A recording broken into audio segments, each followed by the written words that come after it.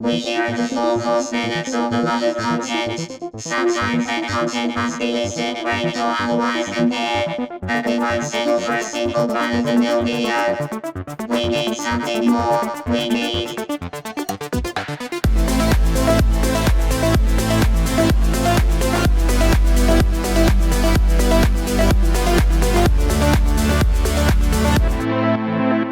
the low was the recent Slaylist.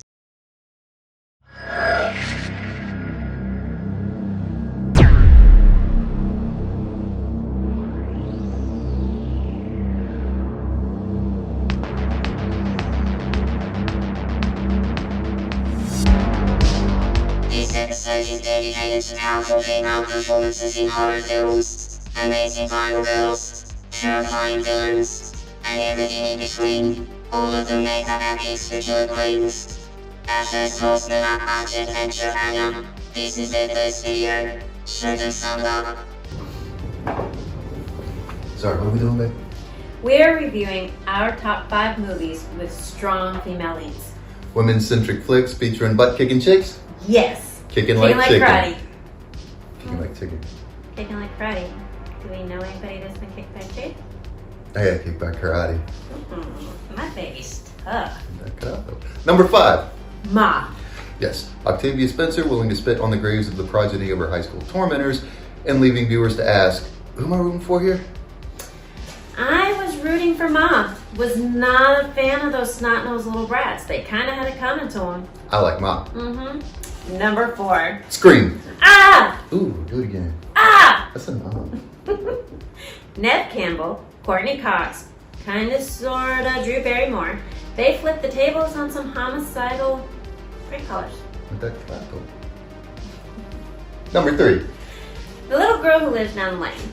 Now, before she was rescuing that little ill-treated Bijan Frigé, is that how you say it? Bichons for life. Anyway, she was rescuing him from the clutches of that tone-deaf seamstress, Goodbye, Jodie Foster. horse. Why? Don't. As I was saying, Jodie Foster was serving up some 1970s style, what do you call, cautionary tales for adults, grown-ups. Adults shouldn't play with children who may turn them into dead things. I would say that's pretty solid advice. Yes. Number 2. 2. Halloween.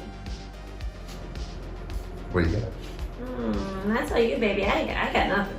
I got nothing. It's Halloween. If you don't know what makes this the color of the Scream Queen community, ooh, drop us a line. Let us know how you got here. Yes. Number 1. Rock and roll high school. Yeah, after she was done rigging high school prom queen elections and doing some breathing of her own in Halloween, Mistress to the Horror Kid PJ Souls served up a punk rock flavored enema to the tyrannical Principal Togar of Vince Lombardi High. Yeah, with the help of the Ramones. Do their parents know the Ramones? Good question. Well, if you have any questions or comments, drop us a line. Was our list too 70s centric? Do you own or rent your home? Do your parents know that you're Ramones? Bye.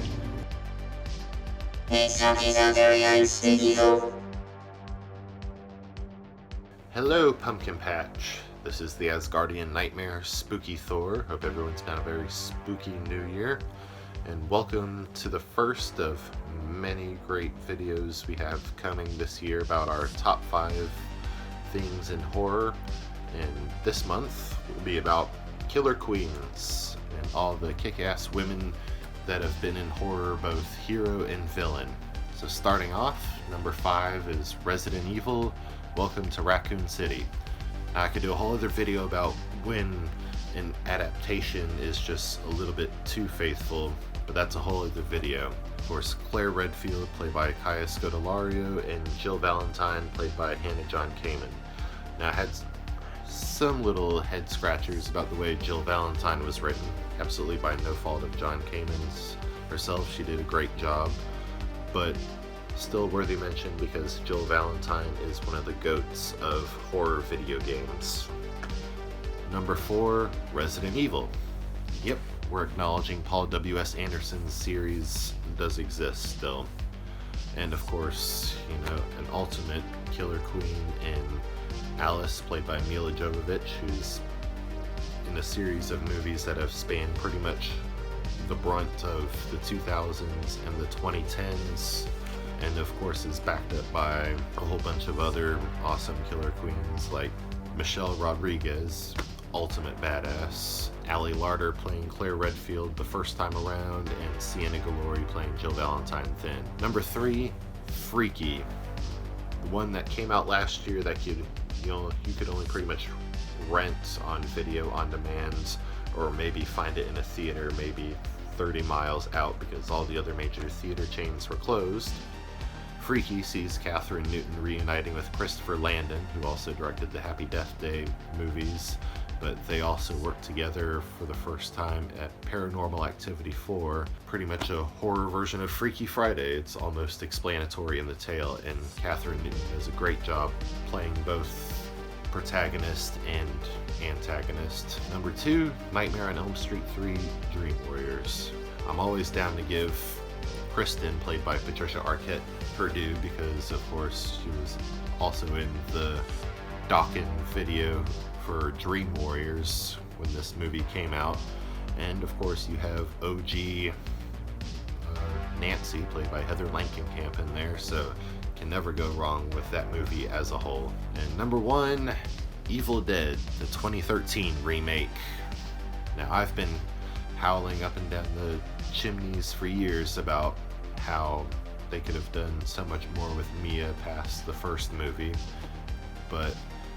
and I really thought she could have been like definitely a new generation of not just the horror killer queen badass heroine, but just a new generation of horror heroes together. But oh well, we'll never really know what will have gone down in the crossovers between her and Ash Williams, or what else she could have done. But I really felt like somebody who overcame substance abuse and her brother and friends getting killed by demons, oh yeah, 9-year spoiler alert there, could have really been one of the strongest characters that we could have built a whole new franchise around.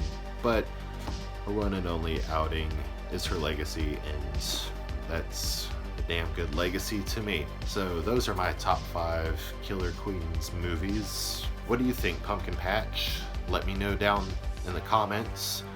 Tell me all sorts of ways why my opinions are wrong. Jessica up next and ready to show her love for powerful women. Mics are hot.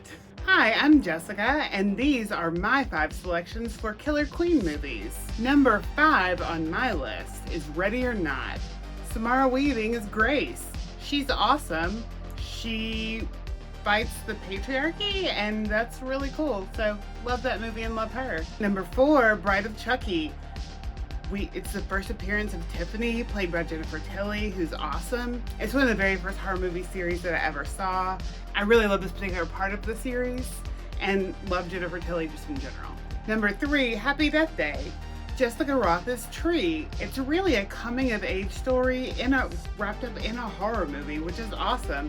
And I love the character of Tree. First time I saw this movie, I was just in love with it, and just really developed a great appreciation for Jessica Rotha and her acting skills, but also the way Tree is written through this movie.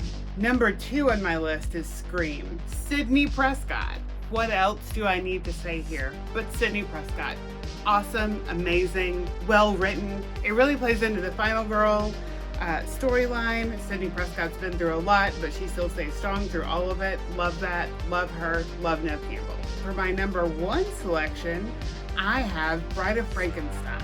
Classic Universal monster movie, and it's so beautifully done, and the Bride of Frankenstein is beautifully iconic, which is why I wore my Universal monster shirt. That wraps up my 5 Killer Queen movies.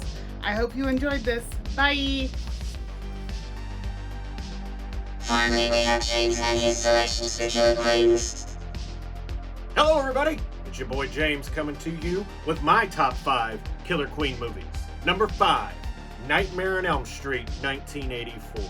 My very first horror movie, my very first exposure to a final girl, and Nancy Thompson is just straight killing it. It was a template that I feel really influenced horror going forward. Also, side note, Kevin McAllister, I'm gonna need you to take a back seat because my girl, Heather Langenkamp, really knows how to booby trap a house, okay? That's all I'm saying. Number 4, Fear Street. I'm kinda cheating, but it's also my channel, so I'll do what I want. I'm choosing the entire Fear Street trilogy, 1994, 1978, and 1666. Not only does it have powerhouse performances from a female cast, it also has a female director in Lee Janiak. It is an amazing film. It juggles one giant story over the span of 3 films, and it is a perfect example of what happens when you just let women direct horror the way that it should be. Number 3, Scream, 1996.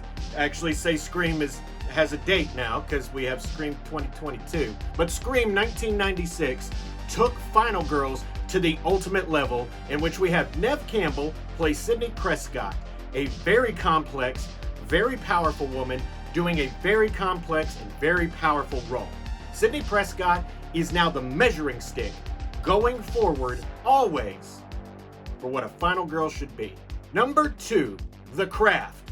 Guess what, everybody? Neve Campbell ain't done, because when she was in the 90s revolutionizing Final Girls, she also decided to be in The Craft, an act opposite of Robin Wright, Rachel True, and Fairuza Balk.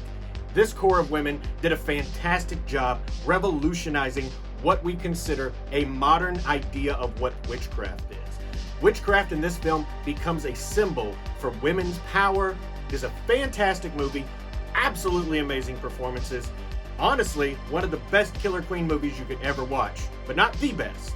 Number 1, Ginger Snaps. You want to talk about transcending the pre-existing ideas of a film trope? Ginger Snaps does a fantastic job of taking werewolves, a typical male-centric idea of this beast inside of a man, and turns it into a complete allegory for women in general.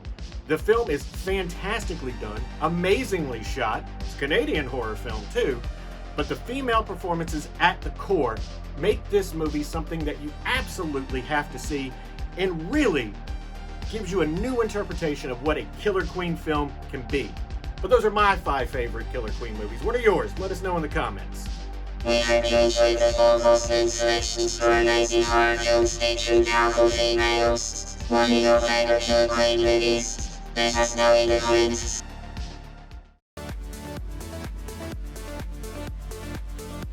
Thank you for watching. If you don't mind, please click or treat. That's where you like, share and subscribe. You can also stalk us on all the social media sites. Thank you for riding with the Four Horsemen, where Halloween lives and fall is forever.